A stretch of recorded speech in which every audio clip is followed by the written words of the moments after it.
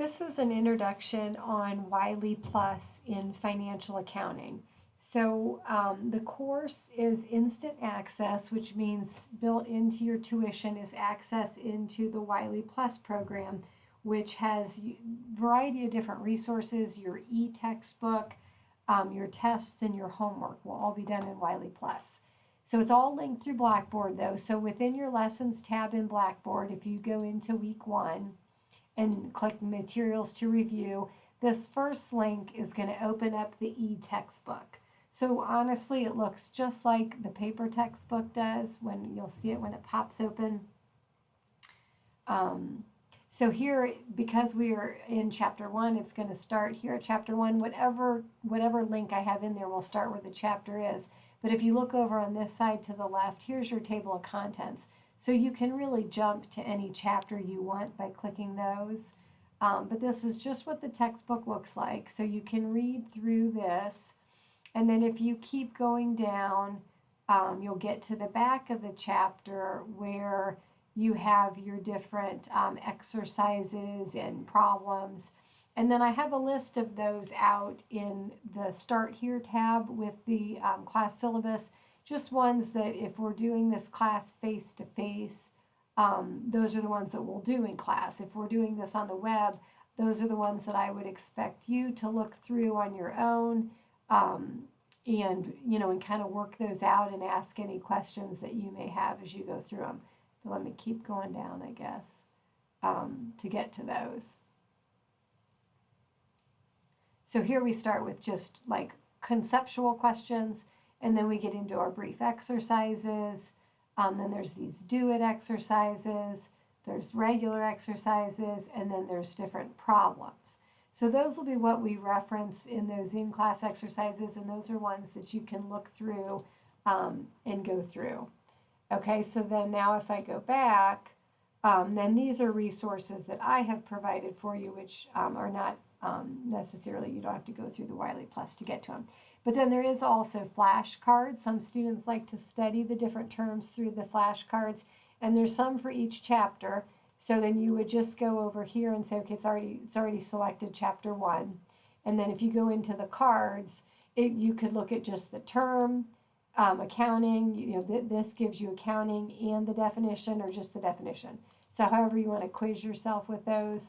Then you could just go through a quiz of what those terms are. So maybe flash through the cards, or jump to a glossary. So it's a handy. I think the flashcards and the quiz are a nice way to kind of know if you understand those definitions. So those are out there in the flashcards. And then for each chapter, I try to do a video that they present through Wiley that will they're normally not very long. This is 4 minutes, and it's going to walk through some of the different concepts and talk to you. So I won't take the time to do that. But so then those are all there just to kind of help you to understand the material and kind of learn it. Then if you go back into week 1, then we have assignments. And so I'll also try to have a walkthrough problem video for you, which is through Wiley. In my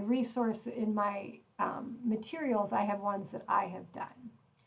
But this is the publisher of the book. So it's a nice thing. You can go through, you can pause those, you can watch how he solves them. So again, look through those before, or maybe while you're doing your homework if you think it would help you. Then you click onto the homework and you open the assignment. Now I'm going to click over to view it as a student. So here it's going to tell you how many points it's worth, how many questions, and when it's due. You can do it after the due date, but you will only get half the points. And then here it shows you what sections are covered out of the chapter, which, for most chapters, it's probably all of the sections. And then it tells you the policies that are available to you. So then you would say start the assignment, and then here's the first question. And you can see you toggle down. So these are the different choices that you can make. And then you can hit submit answer. And you get 3 attempts. So it'll pop out. So I'll just do one to show you what it does. So like I'll do this and say submit answer.